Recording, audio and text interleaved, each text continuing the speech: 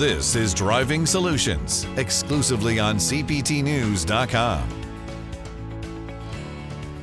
Hey everyone, Jim Fitzpatrick. Thanks so much for joining me on another edition of Driving Solutions right here at CPTnews.com and now streaming on Roku and Apple TV. You know, this going into 2024 for marketing in retail automotive, it's going to be really a data play at the end of the day. And so we're joined by John Fitzpatrick, who I happen to know very, very well. He's the CEO and president of Force Marketing. John, thank you so much for coming in. I want to talk to you about the data play that is in front of us in 2024. I also want to talk to you about NADA. I know you're going to be speaking at the J.D. Power event. So a lot to throw at you, a lot of questions that I've got about marketing in 2024 because dealers are looking at their back lot going, uh-oh, we're going back to pre-COVID and we're stacking them deep and we're selling them cheap. And that's not a good picture for dealers out there. So welcome to the show. It's been a while since you've been in. It has been, yeah. Thanks for having me. It's great having you back. First, before we get into the J.D. Power and NADA, talk to us about what dealers need to focus on in 2024. Yeah, so you're right in terms of roll the sleeves up again, right, and get back to work. Yep. That's certainly a big thing in terms of for most of 2021 and 2022. The demand was so high, the inventory was not there. Yep. The need for marketing, right? Yep. My joke is it's nice to feel needed again in automotive marketing, a marketing right? company. Yeah, it's kind of like the Maytag repairman, except maybe reverse. And they learn how to sell, to some degree off the truck, and it's just it's wildly different from sort of back to, as you mentioned, the pre-COVID days that we are now, and it is. Now the attention is solely on marketing and leads and lead effectiveness, and bringing them through the customer journey, and service has slowed down a little bit across the board. And so how do we keep these service based? And what they're coming off of is record profitability, right? Dealership, their team's been really happy about sort of the money they've been making and how active the dealership had been. And here we are now focused again on the blocking and tackling of auto and helping the consumer and their hyperlocal marketplaces make informed decision about the best vehicle that's right for them and their family. Right. And for us, that's kind of always what we've been rooted in. Mm-hmm. You mentioned data. We have got our customer data platform that is vertical specific. It's built for the auto category. Mm-hmm. That is called Audience IQ. It allows us to take in their first party data and their DMS, their CRM. Build out audience segmentation and really be effective with personalized marketing through an omnichannel approach. And we're seeing the need for that because what that does, the best job of what that does is it showcases attribution. What's working? Right. What's working and what's not working? Right. We think of ourselves in many ways as day traders, and we're day trading for the attention of the consumer. Okay. And we're able to showcase back to them, hey, if you've got $50,000 in ad spend, oftentimes you'll see just a spreadsheet of, well, 10,000 goes to Google and 5,000 goes to Facebook. For us, we believe that should be an inner working, ever-changing document based on where they're getting the best return on the investment. Okay. And also based on consumers' habits in purchasing and shopping for vehicles, right? Exactly right. Because what the data is telling us. Yeah. That's exactly right. So we've got a 4A strategy. Starts with audience. Next is attention. Where of that audience that you want to focus on, where is their attention being spent? Right. Because if we can put the dollars against that attention, we will likely have a best return on investment on that ad spend. First question we ask every single time we walk into a dealer is a new dealer, is your advertising and marketing expense or an investment? Mm-hmm. If it's an expense is something you likely always look as a business owner to cut or minimize. Right. If it's an investment, you look at it entirely differently. Right. And that is where we tend to shine with our dealer partners, are the ones that really look at it as an investment category, and they're constantly challenging us to get the best ROI possible. I was going to say, a dealer will look at it as an investment if they can turn to their marketing company and say, hey, on this investment, how am I doing? Am I losing money? Am I making money? If I am making money, for every dollar I put in, how many dollars am I going to get back? That's exactly right. And believe it. That's right. And believe it, right? So we like to think, the facts will trump the feelings, right? There's a lot of feelings in a dealership. We feel that the marketing is not working, or we feel that this isn't the right product for the consumers that are walking in. And that's important. Facts are important too. Yeah. And you're probably under a lot of pressure today too, because dealers are now looking back to say, is this month better than this time a year ago? Well, it was a totally different set of circumstances a year ago. So you really can't even compare. So now you're almost comparing it, and maybe in some cases, to 2019. Yeah. I mean, how does a dealer look at that? Because it's the market's so drastically different. So drastically different. So one of the things it shed light on was how big the opportunity is. It's possible. Yeah. Right? Right. Now, you had a lot of factors that allowed everyone to win in that environment, right, with supply and demand. Right. But it's possible still to run an operation that efficiently, right? And so we are challenged with working with them to say, how do we maintain pace? How do we look at a turn rate that's really, really fast? That's the number one category. We've got I've got, like you said, we're stacking them up, right? The inventory is stacking up. Yeah. We'll get into EV, but EVs those particularly are stacking up. Right. Well, there's opportunity there. If EVs are stacking up on your lot, my opinion is you're not connecting to the EV buyer. Right. Right, in a good enough way to turn them at the same rate that they were turning before. Sure. And that's a complex statement. There's a lot that gets behind that. But that's some of what we're going to be talking to JD Power about at their Auto Summit here right before NADA, is the EV buyer. Who is it? How do we connect with them? What does this look like long term? We obviously have incentives coming from the federal government. That helps.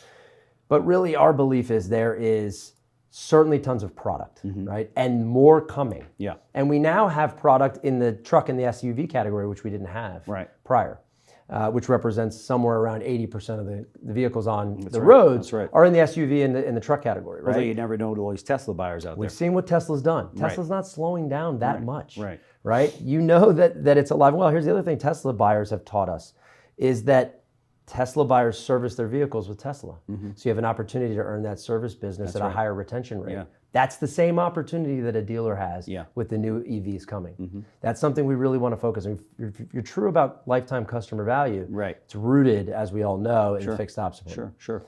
And so we want to shed light on what I am sort of looking at as the educational gap between the consumer and the product, which is the product's there. The interest is there, but we're not educating, in my opinion, a good enough job, the buyer. Like, what does it look like to own a vehicle that's EV? Yeah. Right? How do I put a charging station in my home? If I don't home and I have a rental situation, do they have enough? Right? Or am I going to constantly be competing with the other renters in that building? Or is there a big enough network that can facilitate my charging needs? How long can I go without a charge? How far can I go without a charge? These are all things that there's a lot of uncertainty in the marketplace. Right. And what I've taken a look at is whether it's the OEM, whether it's the regional ad associations, tier 1, tier 2, or tier 3, the dealer.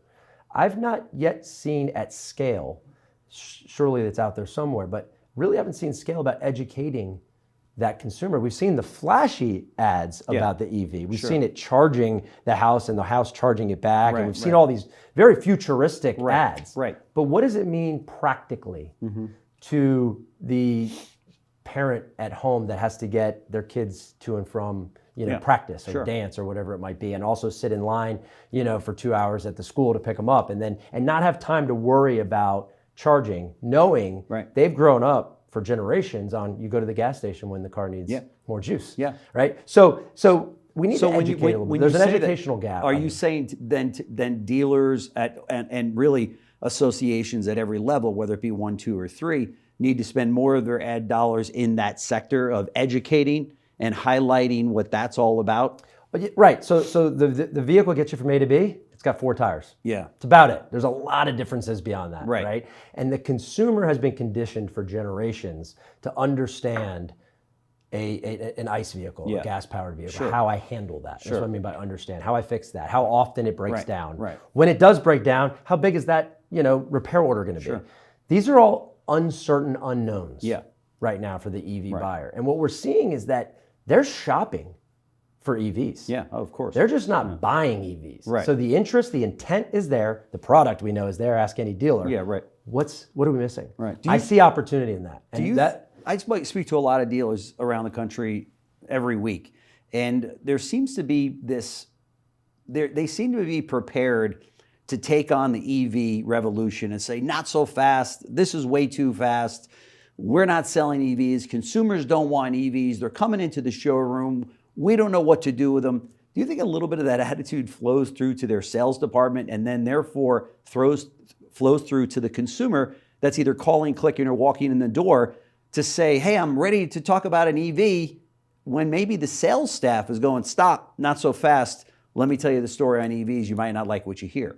Do you think any of that's going on out there? But not only do I think that's going on, the data suggests it's going on. Okay. Right? So we're seeing a lot of EV buyers come through the digital funnel, buy a nice vehicle. Okay. Well, what so changed at the dealership, they're getting right? turned around and look, somewhere. Right. And so we have to work with each other, the marketing vendor, the marketing partner, as we like to look at ourselves and hope that we are looked at as, and the dealer have to understand, hey, these are the folks coming in interested. Now, I like Jack Hollis's approach and Toyota's approach, which is, an electric vehicle is one option of many, right? I think that they're really leading in that narrative, which is we've gone a little quick to jump into EV and think that everybody was going to purchase an EV, right? Like they've been waiting. That's right. And we know we have the government incentives and we know we have all these things, and that's great, right? It was a little bit too fast, too soon, right? But here's what I am seeing. They're interested. Yeah. We've got their interests. Right. And we know once we have the consumer's interest, it's only a matter of time through education and communication that they decide, is that the right vehicle for me or is it not? And maybe they test. We're seeing a lot of test cases, right? And what I mean by test cases is the EV shopper at the household, all of the information we're pulling off, all the devices connected to a household graph that's searching for EVs. Let's say they have 2 cars in the garage. One is ICE, one is EV. Okay. So they're testing it. Let's get one of our cars will be EV, right? Well, there's not a consumer today that doesn't drive by a gas station, take a look at the price, and then think, maybe I need to take a look at an EV on the next go around. And certainly with PR, I mean, you're hearing about it on every nightly news, and you're hearing about it on. So there's enough momentum out there. The product is coming. Again, we need to help educate the consumer that it's one option of many. Right. I wouldn't steer away from it. It all depends on what the needs are of the consumer. We've always done a good job in automotive of running them through the full menu selection of all the options they have. Whether it was for the product, whether it was for F&I, whether it was for their service needs. We just got to get back to that. I always say, in the auto industry, we know one thing, price sells cars, obviously, but in addition to that, so do bonuses. And what I mean by that is that when I ran dealerships, if there were vehicles that were over 90 days, and I said, for every vehicle that we have over 90 days, and in this case, this was going back a number of years, there might have been 20, 30, or 40, right, over 90 days. Now, don't send me any emails and say, you were running a bad dealership, Jim, but this happens. And you said to the salespeople, there's a $500 bonus on every single one of those vehicles. Just get us out of them. Whatever we got in them, if you can get that for a sale price, there's $500 on it for you, okay? And it was amazing how those went away. In like a weekend, all of a sudden you'd have 20 vehicles and every single customer now wanted those aged units. Well, it was because of the $500. It would be interesting to see that if you went to the sales department and said, look, we're going to bonus these cars. You're going to make a $1,500 bonus on every EV you sell, okay? Lo and behold, and I know I'm probably going to get some emails on this, guess what? Guess what goes away first? Every salesperson goes, before I show you any ICE vehicles, you got to take a look at an EV, okay? Because they know that this is a guaranteed $1,500 or $2,000 or whatever the number works out to. But I will tell you now that salespeople are coming out of this drunk state that they've been in with gross profits and high commissions, they're looking for something to replace that. So we're screaming about the $7,500 from the government, but what if internally a dealership did that, right? And said, we're going to bonus these cars to the sales staff, to the BDC staff, to the management staff for every EV that you sell. It's amazing. It would be interesting to see what happens. But I think that goes for any business owner. Compensation drives behavior. Right? No question. We've learned that for a long time. We're reminded of it often. I think you're right. I think you're onto something. I think that would help. I think that as we funnel these consumers through the digital process and the many different places they're going to the dealership, that is the area that we still need, we can do a better job. And that, getting back to your idea of education, it may start with those salespeople and those managers in those particular dealerships to really get them very educated so that they can share that knowledge with today's consumers that come in. Do you know what I mean? I do. I think we can bring them in the right way. I think the right marketing provider that's personalized, that's data-driven, can showcase, because they know that there's interest from that household, all of the different comparisons of that particular model segment of an ICE vehicle versus an EV. We can do a better job as marketers and communicators to do that. But to your point, when they get there, that has to be met. That same knowledge, that same educational process has got to be met. There's no doubt about it. That's where we'll see a different So Force is going to be out for, I don't know, how many years have you been at NADA now? It's our 18th year in a row. Wow, 18 years. That's incredible. So you guys are always working on something. Are you rolling anything out that you want to give our viewers a preview of, or tell them to come by your booth and they got to get the rest of the story? Yeah, I appreciate that. Look, audience IQ continues to get better and better, right? Through refinement. Any good technology, as long as you keep your focus on product development, you're going to make those products better. Are we announcing some new product at the show? No, we're not. But we are showcasing the same products we've had that have gotten better. The results have gotten better. Okay. The strategy's gotten a little bit better. Okay. We're constantly fine-tuning the machine. Yeah. The machine continues to output at a better pace than we believe our competitors are doing. And so that's really our message. It's not changing too much. It is nice feeling needed again. So we've got a lot of conversations where either, okay, we finally want to talk about audience IQ or any products you have. Tell us about, in the GSM brand that you have, I need to get fixed ops really under control. We feel like we've fallen off a little bit. Talk to us about that. One of the things we've built with our family of brands is an entry point for dealer groups and OEMs to come and do business with us, and any entry point that they want. What I mean by that is Force Marketing for 18 years has really been a digital powerhouse. We've got 11 OEM certified partners from a digital advertising perspective. Most of the focus on that is on variable ops, right? We've got WeDrive, which is a division that we created about 4 or 5 years ago to specialize in the nurturing aspect of the consumer, right? So think text marketing, email marketing, mail marketing, highly personalized, highly targeted communications that keep that customer coming back to your store. And then GSM, 34, 35 now year old business, phenomenal technology focused on retention and loyalty in the fixed ops side. And you acquired that a few years ago from Gulf States Toyota? From Gulf States Toyota, that's right. And we have taken all of the great work that the Friedkin family and Gulf States Toyota had put into Gulf States marketing. Right. And we have just, with our dealer partners, made that much, much better in terms of not just focus on the Toyota buyer, but all of the buyers in fixed ops. And we've done a really good job, in my opinion, of layering in a safety net for some of these OEM programs that a lot of dealers like to be on. The programs are good.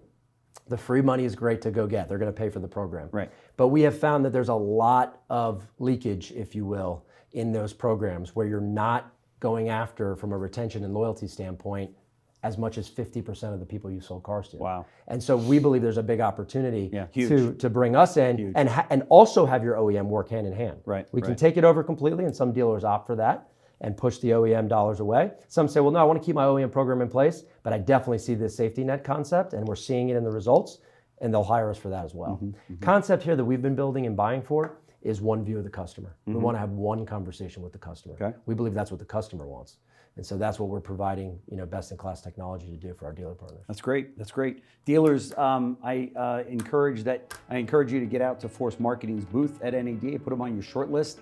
You guys have grown substantially over the last 18 years, and of course, with the acquisition of Gulf States Marketing, GSM done a phenomenal job with that. So thank you so much for joining me. Thanks for having me. This is great. Really appreciate it. Thank you. Thanks. Thanks for watching Driving Solutions, exclusively on CPTnews.com.